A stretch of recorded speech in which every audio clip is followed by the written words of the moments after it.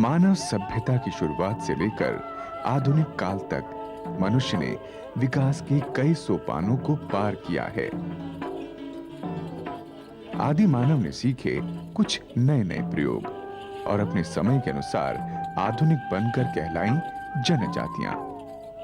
लेकिन विकास की तेज रफ्तार में ये जनजातियां खुद को उसी तेजी के अनुरूप ढल न पाईं। यूं तो भारत के लगभग सभी राज्यों में अनेक जनजातियां बसती हैं, लेकिन मध्य प्रदेश में जनजातियों की तादाद काफी अधिक है। उन्हीं में से एक जनजाति है बैगा जनजाति। मध्य प्रदेश में बैगा आदिवासियों का निवास स्थान मुख्यतः मंडला, बालाघाट, दुर्ग, बिलासपुर, शहडोल और रीवा जिले में है। बैगा आदिवासियों की उत्पत्ति मूल रूप से द्रविड़ जाति से हुई है। श्याम व ताम्रवर्ण, लंबे बाल, गठीला शरीर पर गोदने की छाप वाले इस जनजाति के लोग सदा प्रसन्नचित्त रहते हैं। बैगा जनजाति भारतीय संस्कृति की धरोहर के रूप में आज भी प्रसिद्ध है। बैगा जनजाति के 55% लोग कृषि एवं कृषि से संबंधित कार्यों में लगे हुए हैं। काफी लोग बांस के द्वारा घरेलू चीजें बनाने में संलग्न हैं। इस कार्य के अलावा जनजाति के लोग जंगलों से शहद और वनों से मिलने वाली चीजें एकत्रित करने का भी कार्य करते हैं। विशेष पिछड़ी जनजाति बैगाओं के चहुमुखी विकास हेतु जिला स्तर पर बैगा विकास अभिकरण का गठन किया गया। ये अभिकरण समुदाय मूलक कार्यक्रम के तहत पेयजल समस्या को हल करने के लिए तालाबों, कुओं, हैंडपंप आदि का निर्माण करवा रहा है। मध्य प्रदेश शासन ने इनके विकास के लिए ग्रामीण विकास की योजनाओं के साथ साथ एक बैगा विकास अभिकरण का गठन किया है, बैगा डेवलपमेंट अथॉरिटी, जो ऐसे गांव में विशेष रूप से कार्य करती है जहां पे बैगा बड़ी संख्या में रहते हैं या बैगा गांव हैं वो। इस अथॉरिटी के द्वारा उनके लिए अलग से उनके गांव में स्कूल, भवन या सड़कें या ड्रिंकिंग वाटर ये काम कराए जा रहे हैं, जिसमें इसी वर्ष हम लोगों ने लगभग 1.5 करोड़ रुपए उनके लिए खर्च किए हैं, उनके गांव के लिए। अपने परिवार मूलक कार्यक्रम के तहत कृषि भूमि समतलीकरण, इलाज की व्यवस्था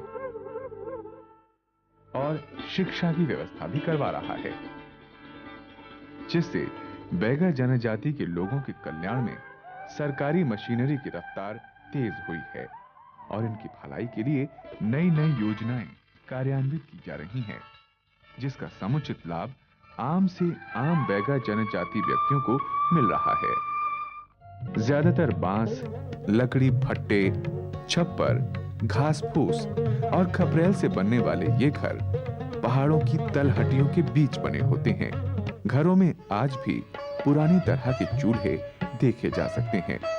जाहिर है इनका ईंधन होता है लकड़ी।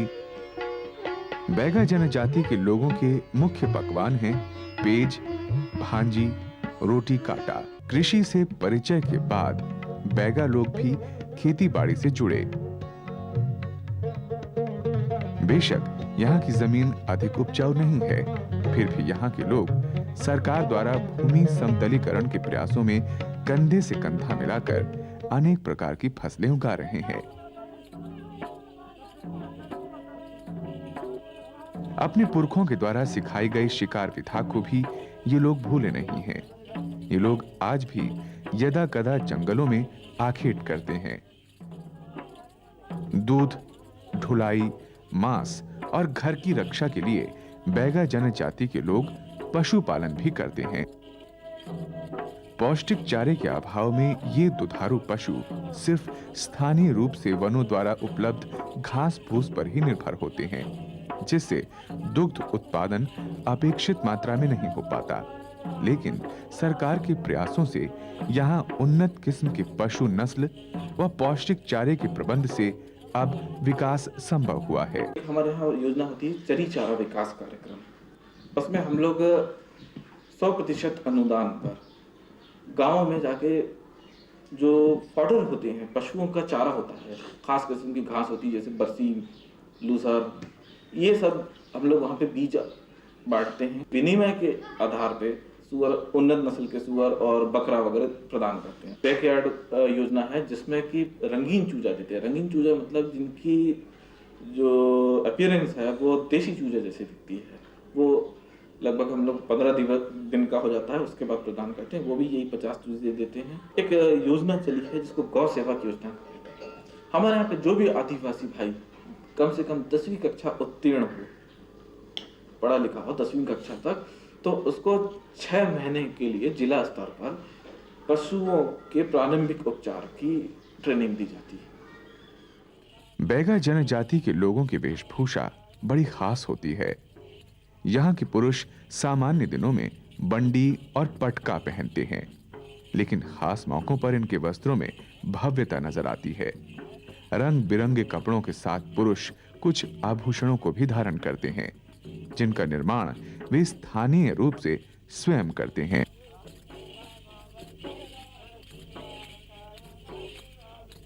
वहीं दूसरी ओर विश्व की किसी भी महिला की तरह बैगा जनजाति की महिलाएं भी स्वयं को ज्यादा से ज्यादा सुंदर बनाने की चेष्टा करती हैं। महिलाएं रोजमर्रा में लगूरा धोती पहनती हैं। महिलाएं गले में सुतिया, हवेल और मूंगों की माला, बाह में नागमोरी, कलाई में चूड़ा, पैर में पैरी धारण करती हैं। इन महिलाओं के सजने संवरने में एक स्थायी विशेषता बनती है इनकी गोदना करवाने की आदत।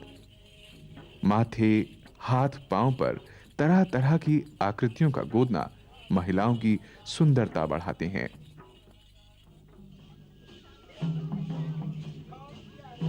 किसी भी समाज या जनजाति के बारे में यदि विस्तार से जानना हो तो उसके नृत्य, संगीत, लोकगीत का अध्ययन भी अनिवार्य होता है। इनके मुख्य गीत हैं कर्मा, ददरिया, झरपट आदि।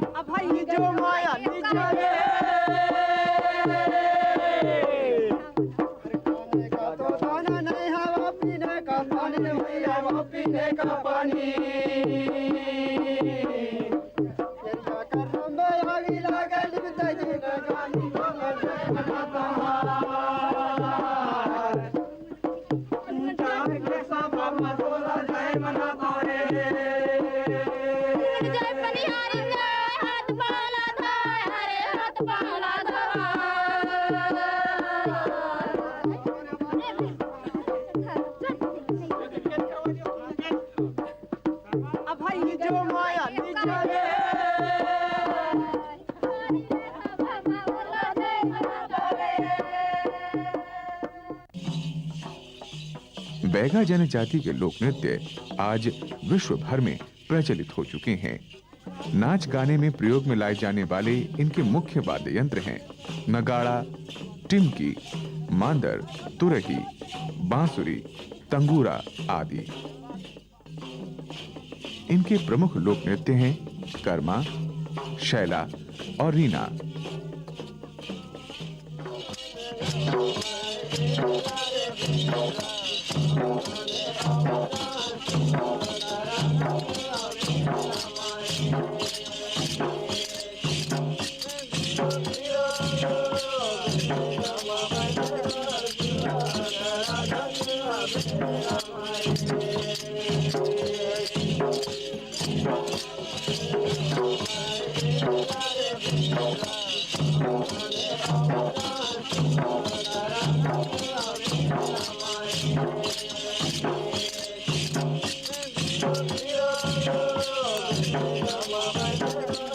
हर जनजाति के लिए, क्या यूं कहें, हर समाज के लिए कुछ संस्कार बेहद महत्वपूर्ण होते हैं, जिनमें प्रमुख हैं जन्म, विवाह और मृत्यु। जाहिर है जन्म उत्सव के रूप में मनाया जाता है।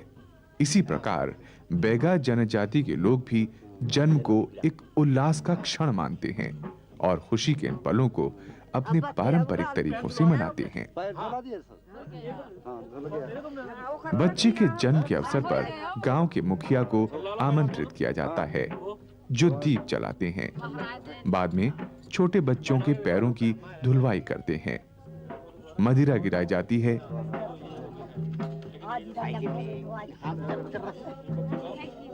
बच्चे को माला पहनाई जाती है। अपनी हैसियत के अनुसार लोग बच्चे पर पैसे व उपहार न्यौछावर करते हैं। यूं तो इस समाज में विवाह की कई प्रथाएं हैं, लेकिन कालांतर में अन्य समाजों के अनुरूप इनमें कुछ तब्दीलियां आई हैं। पहले किसी जमाने में लड़की लड़के के घर बारात ले जाया करती थी। वधू, जिसे स्थानीय भाषा में टुरी कहते हैं, वर को टुरा कहा जाता है। इस विवाह के अंतर्गत लड़के का पिता लड़की के मामा के घर विवाह प्रस्ताव लेकर जाता है।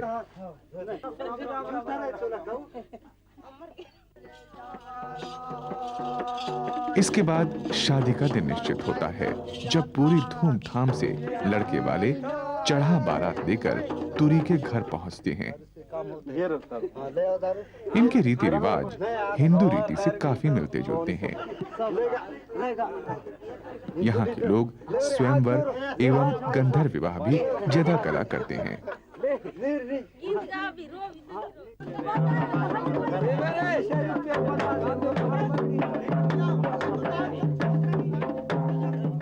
चीजों और घर का राशन वगैरह खरीदने के लिए बैगा लोग हाट बाजार जाते हैं।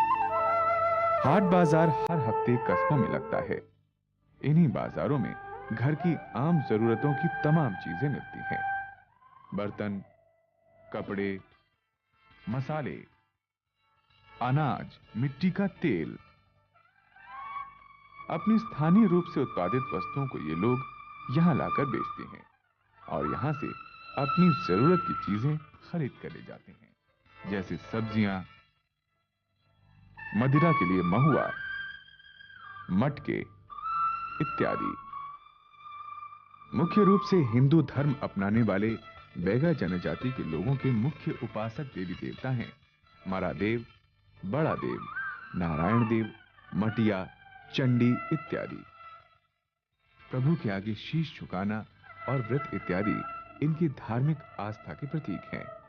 इनके प्रमुख त्योहार हैं होली, दिवाली, अमाश, नवा, घेरता, मुड़ई आदि।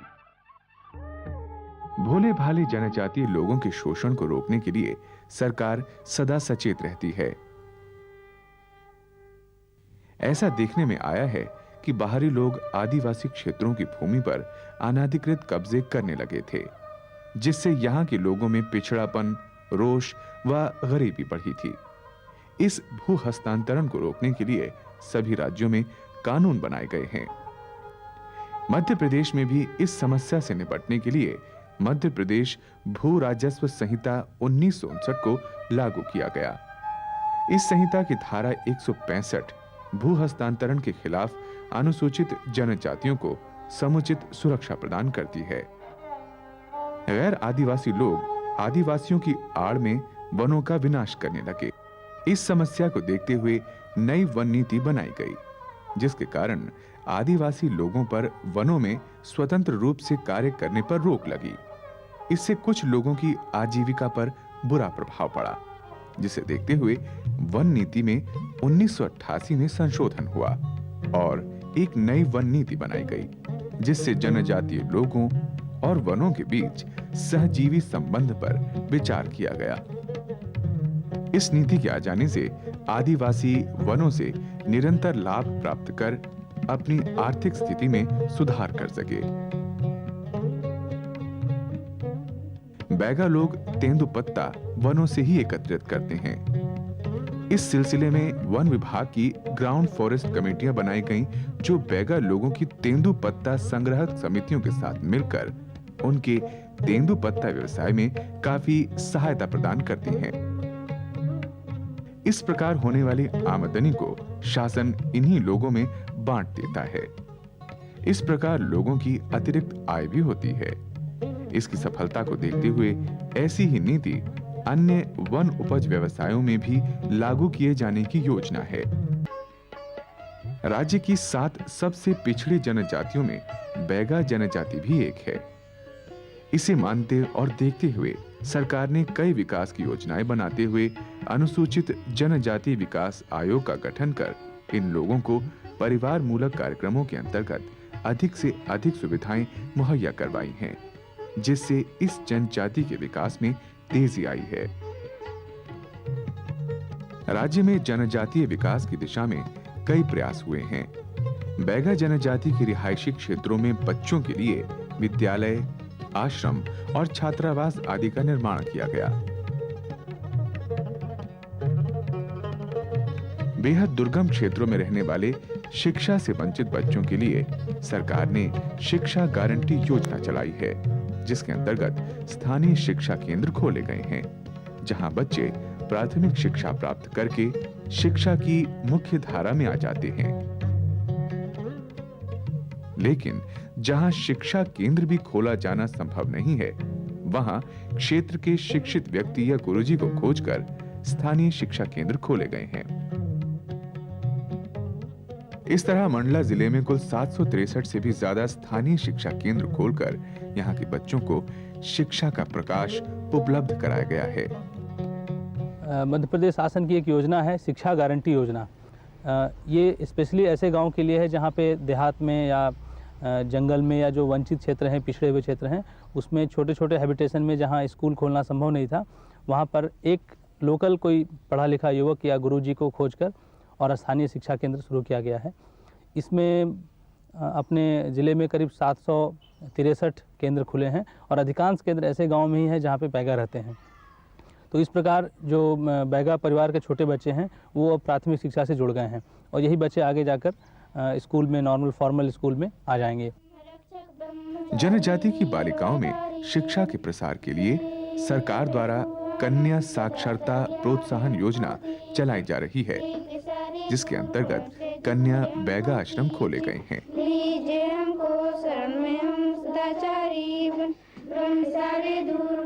यहाँ पर कन्याओं को उन्हीं आश्रमों में रखकर उन्हें उत्तम रहन सहन की सुविधा देते हुए अच्छी शिक्षा प्रदान की जाती है।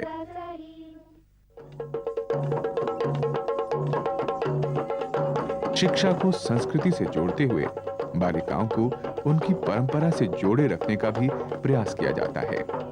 इसके लिए यहाँ सांस्कृतिक कार्यक्रम भी आयोजित किए जाते हैं। जो आधुनिक शिक्षा है, हमारे स्कूल हैं, उनसे ये लोग अब जुड़ रहे हैं काफ़ी तेज़ी से और बैगा महिलाओं के भी पढ़ाई में रुचि पाई गई है और ये लोग स्कूल आ रहे हैं और महिला पढ़ना बढ़ना आंदोलन के तौर पे एक अभियान चलाया गया है जिससे महिलाओं को जोड़ा जा रहा है और निश्चित तौर पे उसमें काफ़ी अच्छे इनकरेजिंग रिजल्ट्स आ रहे हैं। यहीं पर 8 साल से विद्या अध्ययन कर रही हूँ।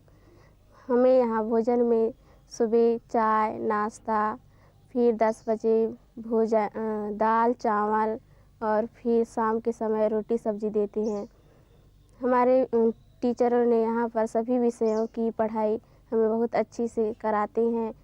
फिर शाम के समय यहाँ पर खेल कूद आदि सांस्कृतिक प्रोग्राम सिखाए जाते हैं। हम यहाँ पर बहुत अच्छे लगते हैं। जब शनिवार के दिन आता है तो फिर हमारे माता पिताओं ने शनिवार के दिन हमसे मिलने के लिए आते हैं।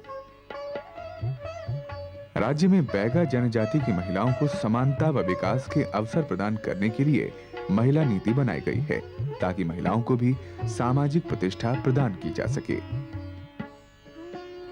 छोटे छोटे काम धंधों में लगी महिलाओं को आसानी से ऋण दिलाने की व्यवस्था की गई है। महिला नीति के सुखद परिणाम अब सामने आने लगे हैं।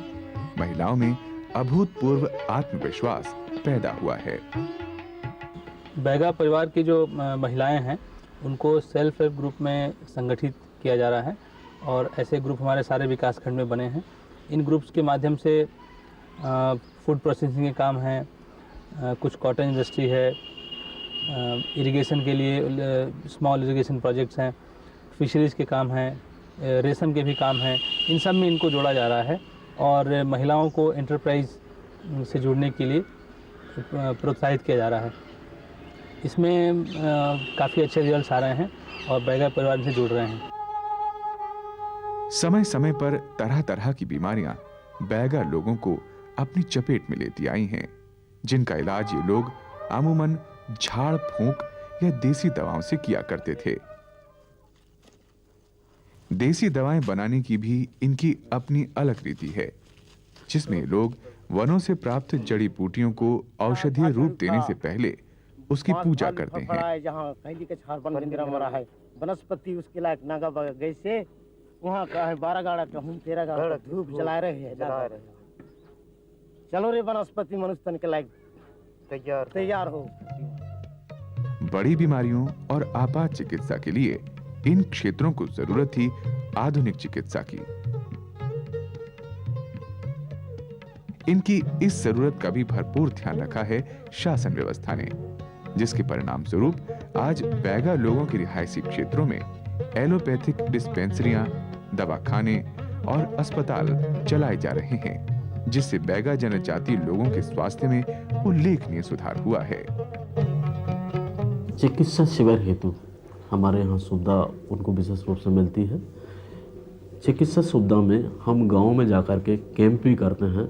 यहाँ से प्राथमिक स्वास्थ्य केंद्र से डॉक्टर से ले जाते हैं और 6 महीने में, 1 साल में, 3 महीने में जैसी स्थिति होती है वहाँ दवाइयाँ लेके जाते हैं, वहीं चेकअप करते हैं और उनका वहाँ इलाज करते हैं। इसके अतिरिक्त एक और सुविधा अपने रखी है कि शिविरों में कभी कभी क्या होता है कि दवाइयाँ जो परचेज़ करते हैं, कभी वहाँ आवश्यकता दूसरी दवाइयों की है, तो इस प्राथमिक स्वास्थ्य केंद्र मवई में यहाँ पे हमने व्यवस्था रखी, कोई भी बैगा यहाँ दवा लेने के लिए आता है तो पहले डॉक्टर से अपना परीक्षण करवाता है और परीक्षण करने के बाद में नज़दीकी मेडिकल स्टोर वहाँ वो पर्ची ले जाते हैं और वहाँ से उनको दवा मिलता है और वो दवा लेकर के पर्ची के साथ में डॉक्टर से परीक्षण करवाते हैं कि वो दवा मिला कि नहीं। डॉक्टर साहब वहाँ के वेरीफाई करते हैं। इसके बाद में हम मेडिकल स्टोर को यहाँ बैगा विकास मंच से जनपद स्तर से राशि उपलब्ध करवाते हैं। किसी भी समाज में मानव अपनी संस्कृति, अपनी परंपराओं और लोक विरासतों से प्यार करता आया है। ऐसा ही स्नेह और आत्मगौरव बैगा समाज में भी दिखाई देता है। अपनी परंपराओं की जड़ों से जुड़े ये लोग आधुनिकता को आत्मसात करने से भी पीछे नहीं हटते। मध्य प्रदेश की ये बैगा जनजाति अपनी चित परिचित शैली में लिख रही है विकास के नए अध्याय और भर रही है नई उड़ान, छूने को सफलता के नए आयाम।